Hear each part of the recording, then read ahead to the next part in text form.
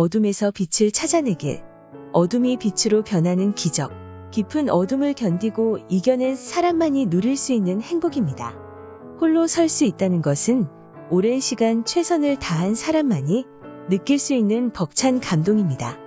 당신이 그 행복을 누릴 수 있게 되길, 깊은 어둠에 홀로 있을지라도 밝은 빛을 향해 나아갈 수 있기를, 그리하여 새로운 내일을 만나게 되기를 월명히 응원합니다. 미리안느 윌리엄스는 저서 사랑의 기적을 통해 우리의 가장 큰 두려움은 자신의 능력이 부족한 데서 오지 않는다. 오히려 측정할 수 없을 만큼 큰 힘을 가지고 있는 데서 온다. 라고 전했다. 인간으로 태어나는 순간 우리 안에는 무한한 가능성이 깃들어 있다는 뜻이다.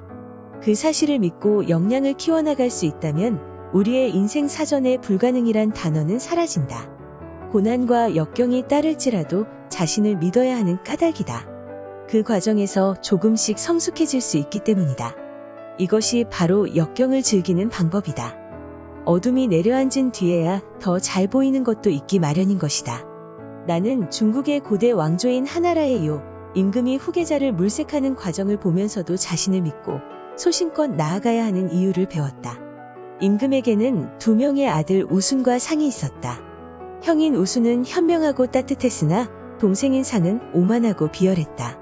따라서 왕위를 물려받기 위해 수단과 방법을 가리지 않았다.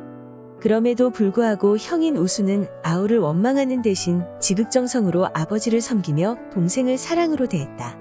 뿐만 아니라 주위의 모든 사람에게 덕을 베풀었다. 덕분에 그가 머물던 산골 마을은 나날이 번창하여 살기 좋은 도읍지가 되었으니 아버지는 첫째, 아들의 성품과 리더십을 높이 평가해 왕위를 물려주기로 결심했다. 그 사실을 알게 된 아우상은 또 한 번 계략을 꾸몄다. 그때도 우수는 상을 원망하기보다는 사랑으로 품으며 언제나처럼 자신의 본분을 다했다. 주위 사람에게 흔들리기보다는 자신의 길을 묵묵히 걸어 나갔던 것이다. 결국 요임금은 첫째, 아들 우순의 어진 성품과 재능을 높이 평가해 왕위를 물려주었고 그 나라는 오랫동안 태평성대를 이루었다.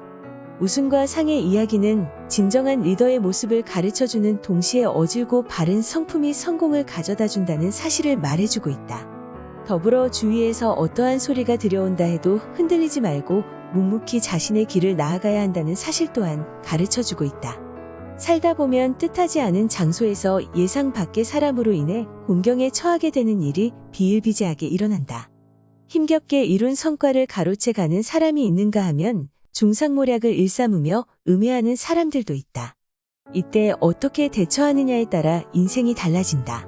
부당한 사람들에게 맞서 싸우는 것도 옳은 방법이지만 그러다 보면 자칫 인생이 원치 않은 방향으로 흘러갈 수 있다.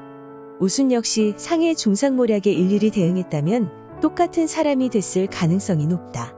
하지만 우순은 자신의 삶이 상에 의해 좌지우지되는 걸 원치 않았다. 따라서 상에게 대응하지 않고 묵묵히 자신이 가야 할 길을 나아갔다. 덕분에 어떤 순간에도 미움과 분노에 잠식당하지 않았다. 이것이 바로 자신의 인생을 제대로 살아가는 방법이다. 자신의 인생을 풍요롭게 만드는 사람은 오로지 자신뿐임을 기억하는 것이다. 누구도 자신의 인생을 대신 살아줄 수 없기 때문이다. 다시 말하자면 타인의 말과 행동에 휩쓸려 일희일비하는 것만큼 어리석은 일도 없다는 뜻이다.